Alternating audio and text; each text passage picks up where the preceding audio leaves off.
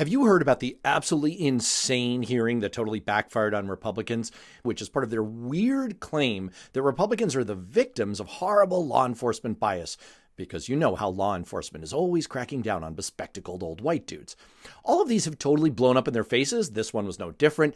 It's hard to pick all the ways that this went badly for them, but we grabbed the top 3 for you. Number 1 was our old friend, Congressman Eric Swalwell, once again becoming the viral moment champion, as he noted Republicans' weird obsession with Hunter Biden's junk, and then destroyed Jim Jordan for his own criminality. You're essentially saying to the American people that you're guardians of personal security and privacy, but the 2020 election was determined because the FBI didn't let more Americans see a private citizen's non-consensual nudes? I think it's quite rich that the guy that has accused you of lawlessness and weaponization is 400 days into violation of his own congressional subpoena over January 6th. By the way, this is not Jim Jordan's first brush with the law, nor his worst, and it's definitely not going to be his last. Number 2 was FBI Director Christopher Wray throwing some pretty heavy shade at Donald Trump.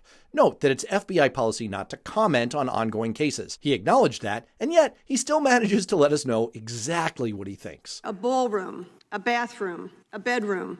Are those appropriate places to store classified, confidential information? Again, I don't want to be commenting on the pending case, but I will say that there are specific rules about where to store classified information and that those need to be stored in a SCIF, a secure compartmentalized information facility. And in my experience, ballrooms, bathrooms, and bedrooms are not SCIFs. This is even more devastating when you see how the hearing opened with the Republican Chairman Ken Buck making absolutely clear that Christopher Wray is a dyed-in-the-wool Republican nominated by Donald Trump. You were then nominated by Republican President Donald Trump to be the FBI director, and again confirmed by the Republican Senate. I think there were only 5 votes against me, and they were all from Democrats. It also makes our third and final moment even more incredible, as Ted Lieu, Democrat of California, walks through the mob crime family that is Team Trump. Trump advisor Roger Stone was convicted in a federal court, correct? That's my recollection. Trump donor Elliot Brady was convicted in a federal court, correct? Also my recollection. The Attorney General at the time for those 2 convictions was Bill Barr. Which president nominated Bill Barr for Attorney General? President Trump.